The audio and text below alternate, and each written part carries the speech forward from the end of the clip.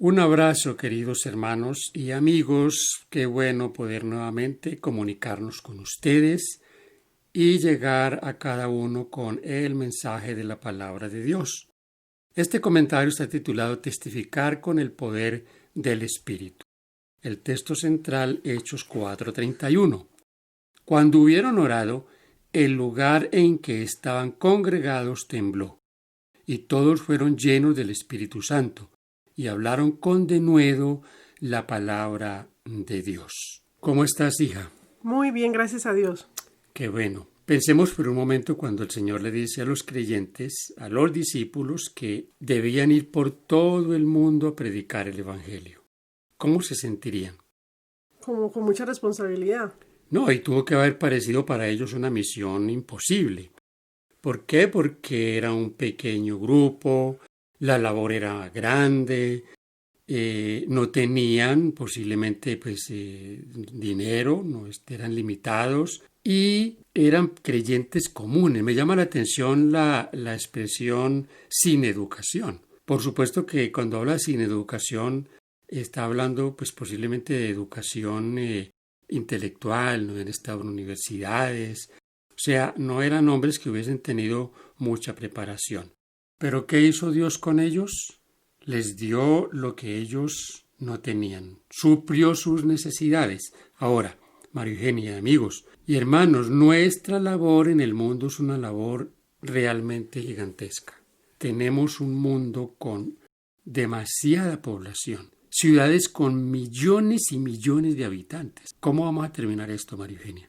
Es una labor que nosotros solos no podemos hacer. Por supuesto que no. Por eso nuestro estudio está titulado Testificar con el poder del Espíritu. Jesús declaró: pero recibiréis poder cuando haya venido sobre vosotros el Espíritu Santo, y me seréis testigos en Jerusalén, en toda Judea, en Samaria y hasta lo último de la tierra. Hechos 1:8. El derramamiento del Espíritu Santo les permitiría compartir el mensaje de la cruz con un poder capaz de cambiar la vida y cambiar el mundo. Hechos declara que estos primeros creyentes trastornaron el mundo entero. Hechos 17:6. El apóstol Pablo agrega que el Evangelio se predica en toda la creación que está debajo del cielo.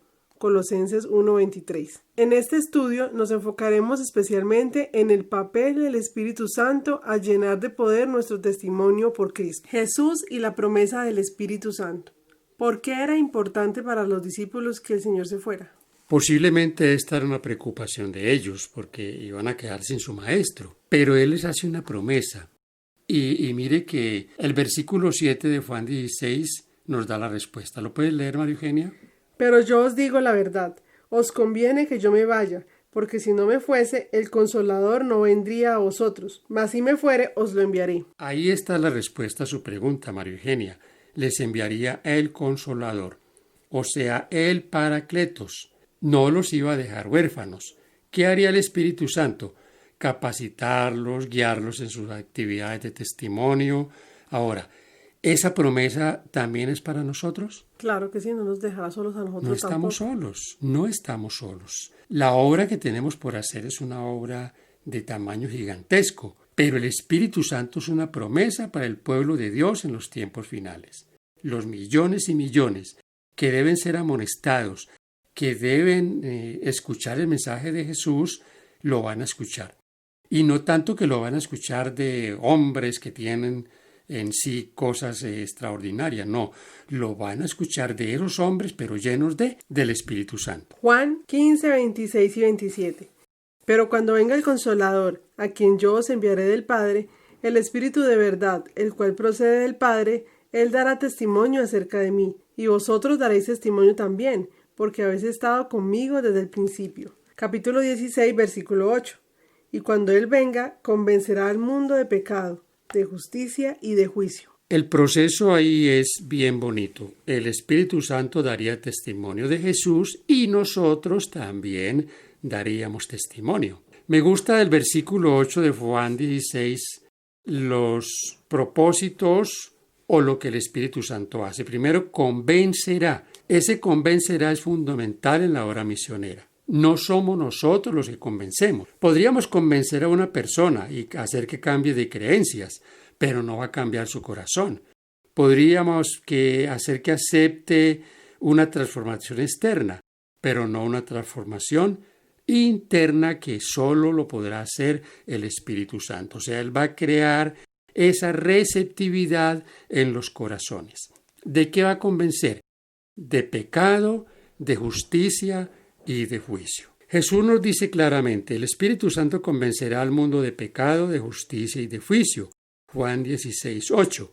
En otras palabras, trabaja en los corazones para ser conscientes de una profunda sensación de alineación de Dios y la necesidad del arrepentimiento. También convence al mundo de justicia. El Espíritu Santo no solo revela el pecado, sino además nos instruye en justicia.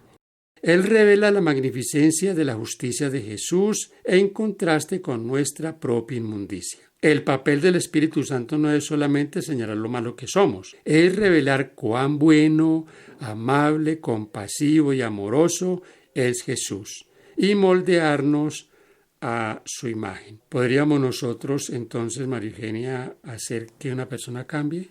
No, nosotros no. Posiblemente seamos el instrumento del Señor, pero el que va a hacer que esa labor sea consistente, duradera, un cambio de corazón es el Espíritu Santo. Una iglesia llena de poder. Me encanta que Hechos de los Apóstoles, digamos que es no Hechos de los Apóstoles, sino Hechos del Espíritu Santo. Porque es una obra extraordinaria la que el Espíritu Santo hace con esa iglesia, una iglesia naciente. Una iglesia que no tenía, como ya hemos dicho, las capacidades ni los recursos para avanzar como ellos debían avanzar. Vamos a leer estos textos que me parecen a mí extraordinarios.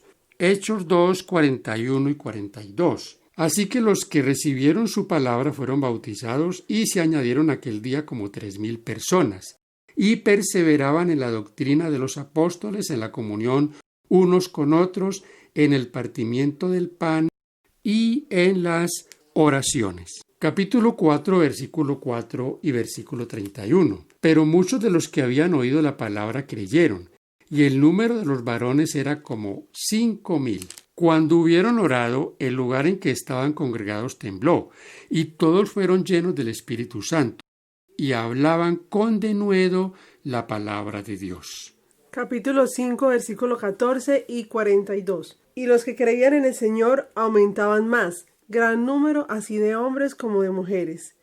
Y todos los días en el templo y por las casas no cesaban de enseñar y predicar a Jesucristo. Capítulo 6, versículo 7. Y crecía la palabra del Señor y el número de los discípulos se multiplicaba grandemente en Jerusalén. También muchos de los sacerdotes obedecían a la fe. 16:5. Así que las iglesias eran confirmadas en la fe y aumentaban en número cada día. ¿Qué obra más poderosa la que el Espíritu Santo está haciendo con los discípulos en Hechos? Hermanos queridos, no solo podemos mirar esto desde el punto de vista de los miles que se convertían, también podemos ver la obra individual del Espíritu Santo. Es una obra que no solo está relacionada con números. Ya sea que se trate de un solo individuo como Lidia, el carcelero de Filipos, una esclava poseída por un demonio o el eunuco etíope, Lucas toma nota y registra el movimiento del Espíritu Santo en los corazones de estas personas. El punto importante aquí es que detrás de cada uno de los grandes números hay seres humanos individuales, cada uno un hijo de Dios por quien Jesucristo murió. Sí, nos gustan los números grandes, pero al final la testificación es a menudo un esfuerzo de uno a uno. En esta parte llegamos a la conclusión de que en el Nuevo Testamento había una misión. Esa misión es el centro también hoy de lo que nosotros hacemos. La misión y el centro de la predicación que debe estar en la iglesia en cada actividad que nosotros realizamos. Y con la promesa de que no estamos solos. El Espíritu Santo está con nosotros. El Espíritu Santo y la testificación. Hechos 8:29. Y el Espíritu dijo a Felipe, acércate y júntate a ese carro. Siempre presente el Espíritu Santo. Hechos 7:55. Esteban dice allí que el poder del Espíritu Santo había llegado sobre este hombre, que testificaba de Jesús. Felipe, cuando el Espíritu le dice júntate a ese carro, es porque allí hay una labor que él debía de hacer. Cuando los gentiles también reciben el poder de lo alto, es un testimonio que el Espíritu Santo le da a Pedro. Cuando la Iglesia, en su debate en cuanto a qué hacer con los que estaban protestando por la no circuncisión, el Espíritu Santo dice allí, pareció bien.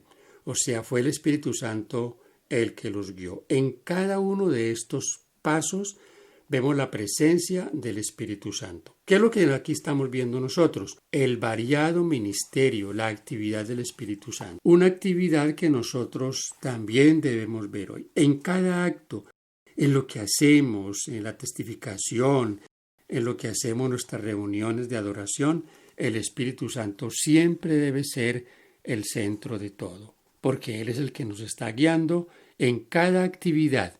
El Espíritu Santo estuvo activo en la Iglesia del Nuevo Testamento y está activo en la vida de la Iglesia hoy. Él anhela llenarnos de poder, fortalecernos, enseñarnos y guiarnos, unificarnos y enviarnos a la misión más importante del mundo, que es llevar a hombres y mujeres a Jesús, a su verdad. El punto que debemos recordar es que el Espíritu todavía está activo y trabajando hoy, tal como lo estaba en la época de los apóstoles y la Iglesia primitiva. El Espíritu, la palabra y la testificación. Cuando analizamos el sermón del apóstol Pedro, ¿en qué basó Pedro su argumento para ese tremendo sermón? En el Antiguo Testamento. Fue la exaltación de la palabra de Dios, la predicación de esa palabra. Otro punto importante es, hablábamos del etíope que está leyendo el libro del profeta Isaías. Aquí Felipe usa la misma palabra. Es la predicación de la palabra la que da poder, mis queridos hermanos. Nosotros no tenemos nada en nosotros mismos. Podemos permitir que la Biblia hable, que la Biblia sea la que argumente contra el hombre duro. Recuerden ustedes que los corazones cada día están más duros. Los apóstoles hablaban con denuedo la palabra de Dios, anunciaban el Evangelio. No olvidemos, esa es la palabra poderosa de Dios con la que Él llamó y los mundos fueron creados. Él dijo y fue hecho. Hebreos 4:12. Porque la palabra de Dios es viva y eficaz, y más cortante que toda espada de dos filos, y penetra hasta partir el alma y el espíritu, las coyunturas y los tuétanos, y discierne los pensamientos y las intenciones del corazón. O sea que es la palabra que puede cambiar, ¿no? Es decir, que penetra, que hace la obra que nosotros no podemos hacer. Me gusta este pensamiento y lo quiero compartir con ustedes. El mismo Espíritu Santo que inspiró la palabra de Dios trabaja a través de la palabra para cambiar vidas. Hay poder vivificante en la palabra de Dios porque gracias al Espíritu es la palabra viva de Cristo. Es la palabra poderosa que nosotros debemos predicar, porque el poder está en esa palabra. El poder transformador del Espíritu Santo. Este es el milagro más extraordinario que nosotros podamos ver. Se llama la conversión, la transformación de un pecador, de una persona que tiene muchos problemas, en alguien completamente diferente. Y eso es lo que el mundo no podrá refutar. El cambio de una persona, el cambio de vida, el nuevo nacimiento. Podemos ver también la obra del Espíritu Santo de manera individual. Hablamos de eso en una sección anterior, la forma en que el Espíritu Santo trabaja. Trabajó con Lidia de una manera individual, una mujer que tenía cierto poder social, con el carcelero de Filipos. Recuerden ese hombre que se iba a suicidar después de que pensó que Pablo y los presos se habían escapado. De Dionisio, el Areopagadita, otro testimonio, y Crispo. Mis queridos hermanos, en cada uno de estos casos vemos la obra individual del Espíritu Santo, que es una obra que no tiene límites. a aquellos que quieren de Dios, a aquellos que anhelan de Dios, no importa su condición social. El Espíritu Santo trabajará con ellos. ¿No le parece eso interesante, María Eugenia? Que no hay una razón social, que no hay un estatus, que no hay un nivel de educación para que el Espíritu Santo trabaje, obre en una persona. Eso es muy bueno porque todos tenemos la posibilidad, o sea, Dios nos puede usar a cualquiera de nosotros. Es correcto, Dios puede llevar a cualquier persona, por encumbrada o humilde que sea, a través del Espíritu Santo al conocimiento de Jesús y a buscar esa salvación que posiblemente también esa persona está anhelando. Así que entonces, si estudiamos cuidadosamente esa obra, la obra del Espíritu Santo, considero que uno de los milagros hermosos que podemos ver en los días finales es la conversión, el cambio de la vida de un ser humano. El Espíritu Santo coopera con el Padre y el Hijo en el proceso redentor. En todas nuestras actividades de testificación nos unimos a Él en su obra de salvar a las personas.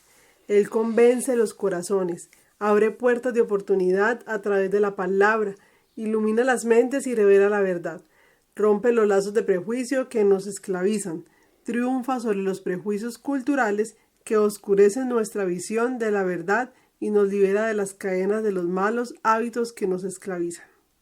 Todas las barreras que el Espíritu Santo puede derribar. Queridos hermanos, gracias por acompañarnos hasta acá. Bendiciones para todos y que este estudio sea de mucho provecho para cada uno de nosotros. Que Dios les bendiga. Amén.